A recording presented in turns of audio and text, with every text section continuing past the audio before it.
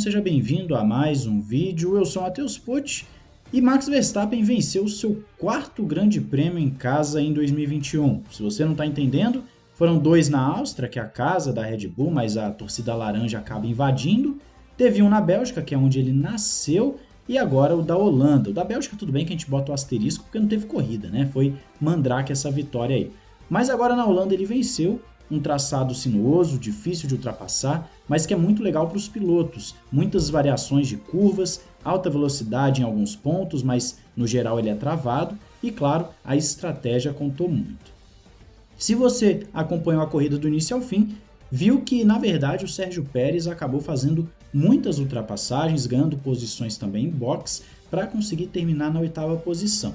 Ele saiu lá de trás devido ao quali ruim e também a punição por trocar componentes, e com isso foi fazendo a sua corridinha de recuperação para buscar uns pontinhos para a Red Bull e amenizar a situação no campeonato de construtores. A corrida do Pérez foi boa? Foi, mas ele só foi o piloto do dia porque ninguém mais estava fazendo esse tanto de ultrapassagem.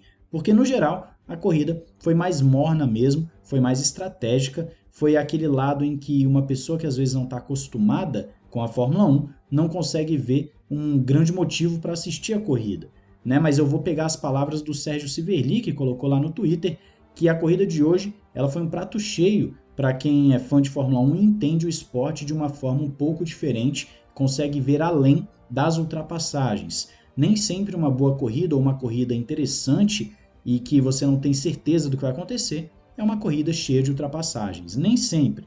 Então, fico com essas palavras também, como o Sérgio Civerli colocou, e agora sim vamos falar do vencedor da corrida e dessa disputa Red Bull e Mercedes. Max Verstappen teve uma corrida perfeita, uma corrida em que ele não cometeu erros, a estratégia funcionou perfeitamente, tanto por parte da Red Bull quanto por parte de Verstappen, lembrando que o pit stop na Holanda já estava com a nova regra que seria implementada inicialmente lá na Hungria, ficou para a Bélgica, aí na Bélgica não teve corrida, agora na Holanda então tivemos essa nova regra que faz com que os pitstops sejam um pouquinho mais lentos, mas não tão mais lentos assim. Nós vimos alguns pits, se eu não me engano da Alpine, fazendo em 2.1, ou seja, aquela média que nós já estávamos acostumados pode sim acontecer, só que as equipes claramente estão tendo algumas dificuldades. Você viu equipes fazendo na casa dos 3 segundos com mais frequência do que o normal, e também 2.9, algo assim. Ou seja, as equipes ainda vão ter que fazer um treinamento mais intensivo com a sua equipe de pit stop para poder melhorar, para poder otimizar esse tempo de parada, já que Red Bull, Alpine parece estar muito boa também, estão um passo à frente das concorrentes.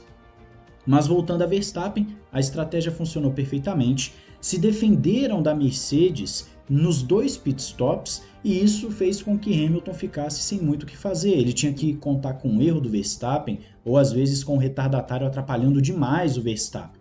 A Mercedes até botou o Bottas para ficar ali segurando o Verstappen por um tempo, mas não foi o suficiente. O Hamilton encostou sim no holandês, mas o Bottas não conseguiu segurar a ponto do Hamilton chegar e passar. Ou seja, depois que Verstappen ultrapassou o Bottas, ficou fácil para abrir do Hamilton de novo e conseguir dar uma administrada no resultado.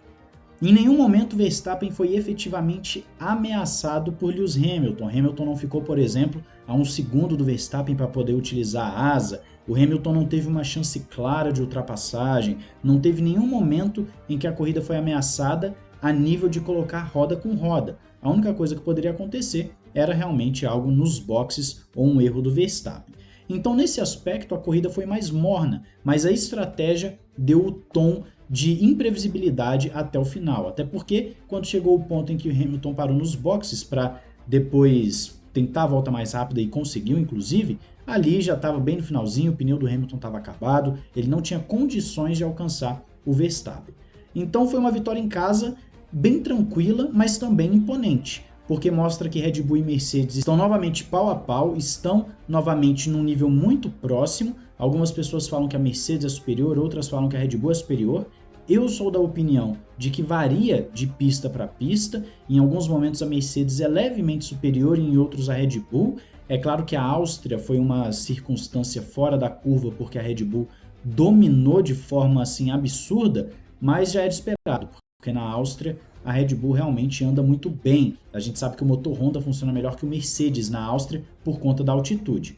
Mas nesse caso geral de Holanda e os próximos circuitos que vão vir, vai variar e variar muito pouco. Vai ficar assim uma disputa bem equilibrada entre ambas as equipes, com o campeonato em aberto. A distância entre os pilotos é muito pequena, a distância de performance do equipamento é muito pequena e a habilidade, capacidade técnica de Hamilton e de Verstappen também é algo muito próximo. É claro, estamos falando de um heptacampeão que tem 36 anos de idade e que não tem mais nada a provar a ninguém. E também, do outro lado, um jovem piloto que, por mais que seja experiente, ainda é muito jovem, tem 23 anos de idade, mas que tem mostrado um talento absurdo.